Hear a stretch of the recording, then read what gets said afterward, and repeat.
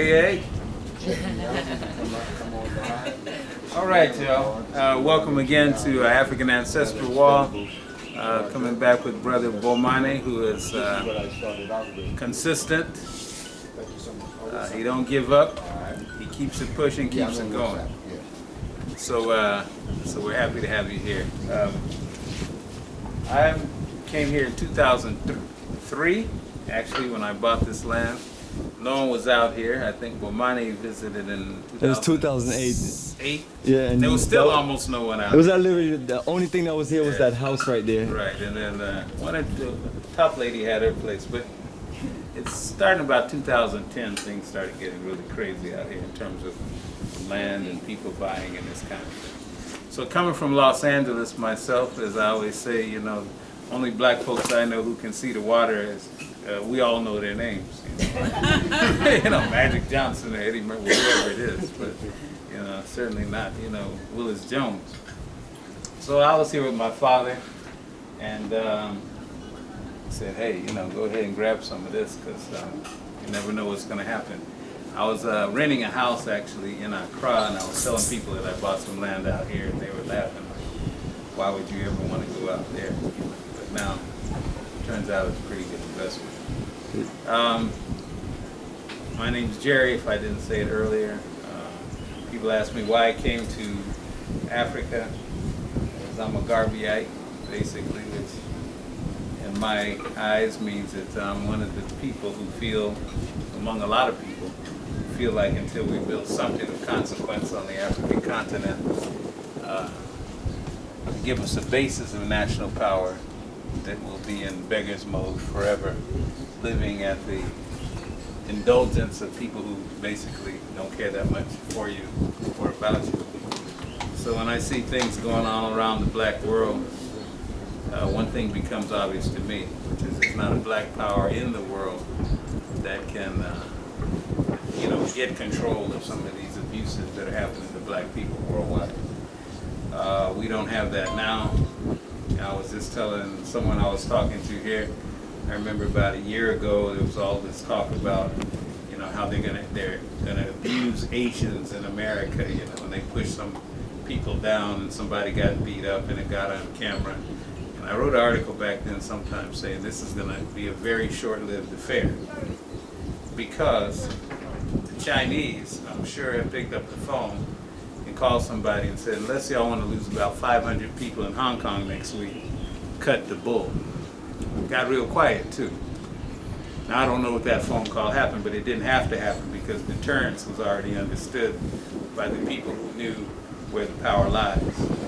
And we can call all day, but there's no African nation that can bring any pain or any consequences to anyone abusing African people anywhere. So it will always be the same kind of thing. Be suing for peace, suing for better treatment, suing for justice, and it's up to them whether, when, if, or how much of that to give away. And as we're seeing in the U.S. now, which is not surprising to anyone here, they're beginning to take the mask off. And I was telling the sister here, the thing that concerns me most is the time frame. Because things are unraveling a whole lot faster than we're getting ourselves together.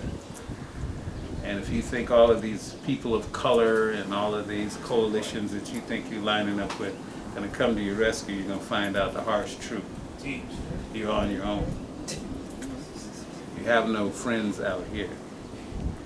And no matter what condition you think Africa's in, it's all you got. No, I fought in the wars, and we built the country, and we boom, boom, bah, bah, bah, and this amendment and that amendment, we died, and we were lynched. Yeah, I know about all of that. You know, but it reminds me of this, in the Vietnam War, which the Americans, of course, lost. You know, after the war, they were talking to one of the Vietnamese generals, and one of the American generals or colonels or whatever was talking to the Vietnamese general. He said, but you know what? Reality, you guys never beat us in one real battle. You never really won in all of the, you know, we really won all of these individual conflicts, and we never really won, we never really lost a battle. But of course they lost the war. And so the Vietnamese general listened to him for a minute, and he looked at him and he shook his head and said, yeah, that's all true, but it's irrelevant. At the end of the day, we won and we're going to have our way. And some of that is what I see going on after we get through giving this long diatribe about all of the things we've done, all of our contributions, what's just, what's not just, what was promised, what was reneged on and on and on. They're going to finally look at you and go, critical race theory. You know what I mean? And then nobody knows what it is, but that's their way of saying, you Negroes shut up. And the problem is, whether you shut up or not, the consequences are going to be the same. Because they don't need you around. They don't need most of their people. That's the dirty secret. All the mouth breathers that you guys are all upset with, and white ones, they don't need them either. History. They don't need them. They damn sure don't need you. So you better open your eyes, open your hearts, smell the coffee. Brother, yes. Man, a perfect example of what you're saying is all these people who voted for Trump, West Virginia, first thing he did was cut the black lung. So did Was he it cut to what? the black lung funding? Oh yeah, I mean. So does that mean he care about them? No. You see, The whole state voted for them. The 1/10 of 1% or 1% don't care about nothing below that. They don't care about none of them. That's why they send all their jobs to China. That's why they're robbing the veterans right now. Can't even get health care, help after going on these ridiculous wars. I mean, just across the board, education is being starved unless you're in that top percentage that really has access. So they don't care about any of them. All the point now is to keep you distracted while they back the truck up and empty out the rest of the safe. And that's what COVID was about. Yep. Right? Somebody got crazy, super rich, trillions in profit. Right? That's what the banking crisis was about. Everybody, these few people got bailed out, 1%, and everybody else ended up holding the bag. Right? That's what these wars are about. Right? The military industrial getting crazy, crazy rich. And you know, and they got black folks all angry at Russians. We're like, well, Rachel Maddow said we're supposed to be mad, so we mad. Well, good luck with that. You have no friends out here. So we're in a situation now where it worries me because, like I said, you know, the thing is changing so fast, and black folks in the U.S. are just sitting ducks. And the Mexicans going to get in their trucks and drive south, taking about 20 hours to get home. So they're not too worried about it. The Chinese and the Asians, I just told you, got global protection because they have nations with power and consequence. Indians, they'll be all right. What about you? I was just telling the brother there a minute ago, I said, they got you distracted with LGBT. And I said, as soon as things get funky, some of them LGBT people you see walking around, they're going to dress up, look like Rambo. And ain't nobody going to be able to distinguish them from the guy who was doing this thing the week before. The only person in trouble is the black LGBT, because he can dress up like Rambo, but he still got one problem. They can still pick him out in the crowd, so you're on your own. And you better think about it. So, what would you with say? that happy, What would you say to African male in America of how they should come here? African Black American males. males. Wow, that's a deep subject. Well,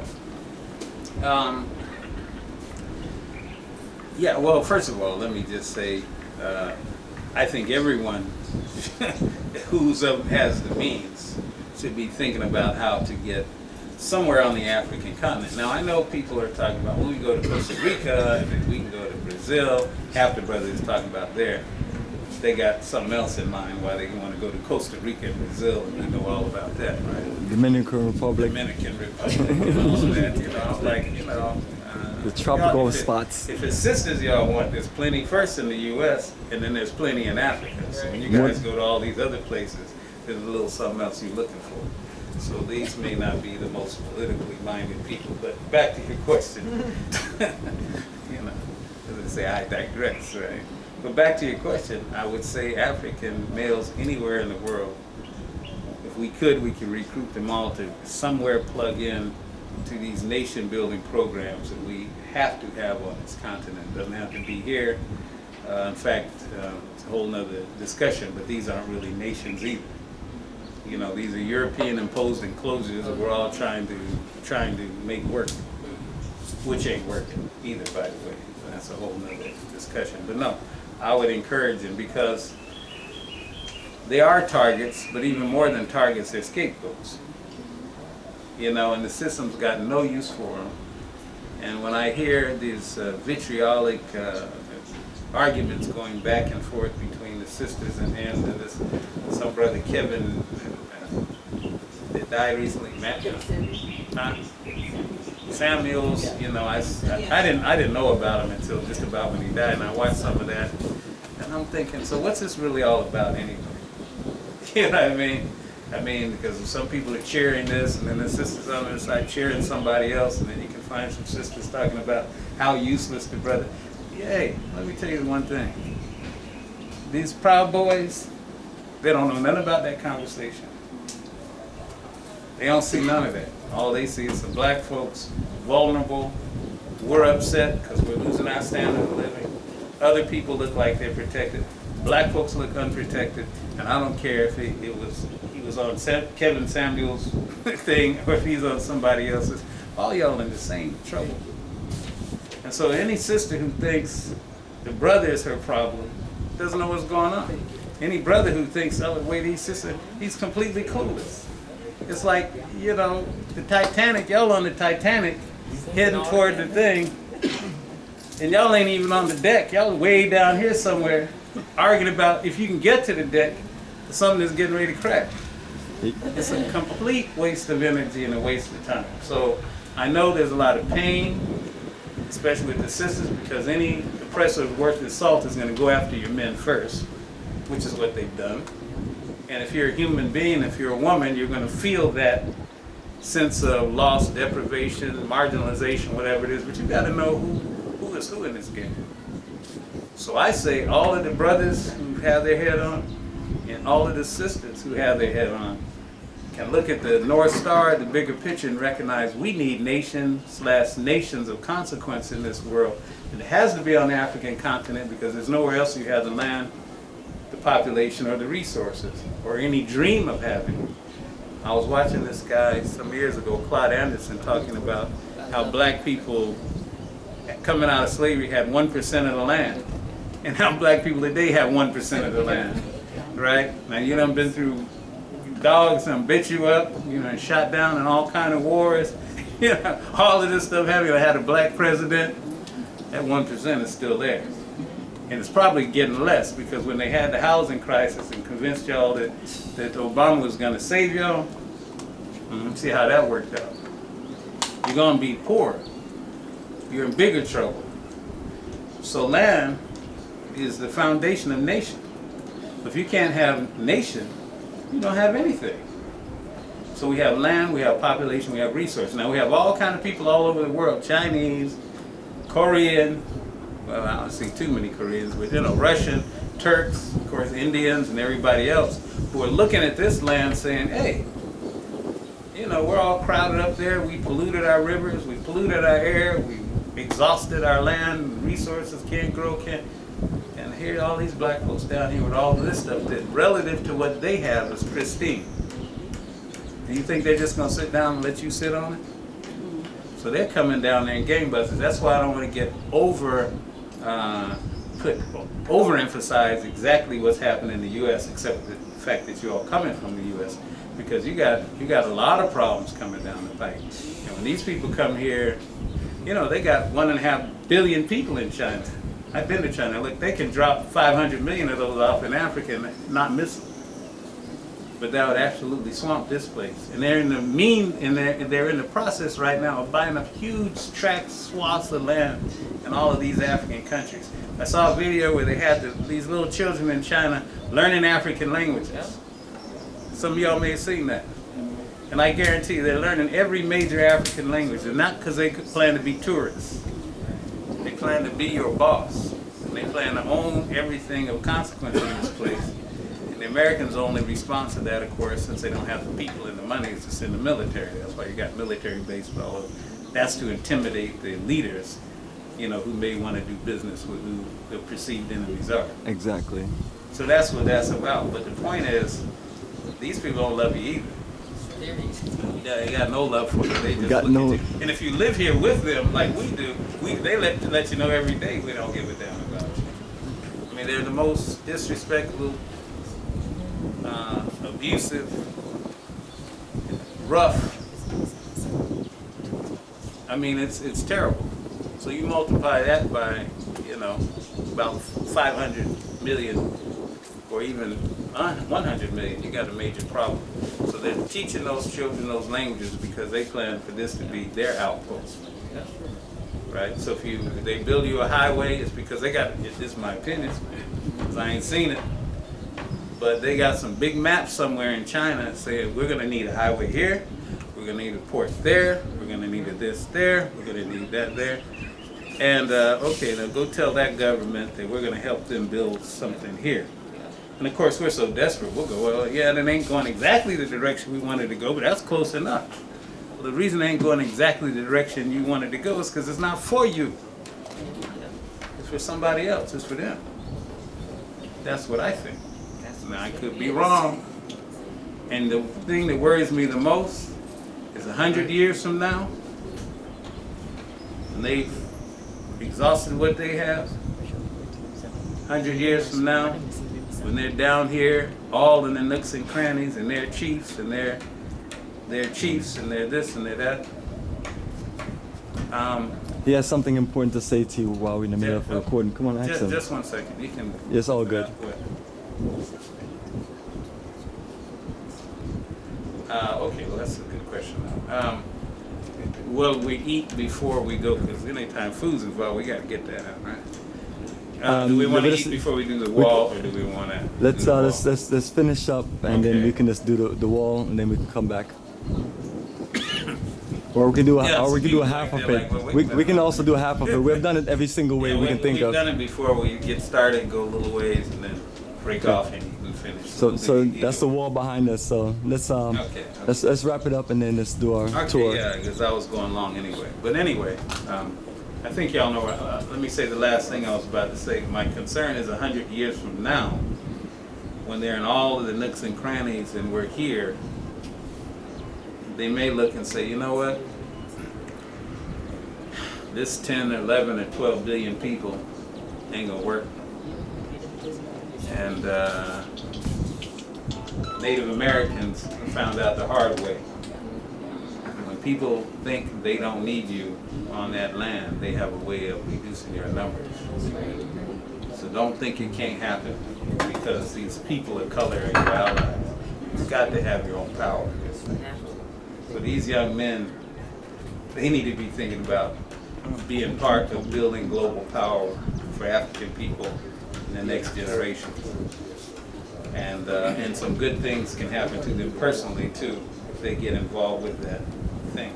Now that's not what most people moving to Africa are thinking about, by the way. A lot of people just come in and have a good holiday and property, meet a nice lady or man, or make their retirement stretch, all of that.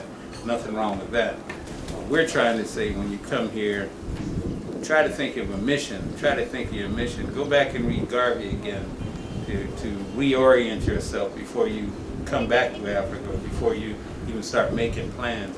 So we want that perspective to inform your movement. That won't mean you're not going to do a lot of the immediate things, of course. We all have to survive. But my plea is to let that be your North Star. I'm going to leave it there. Perfect, brother. Appreciate you. All right.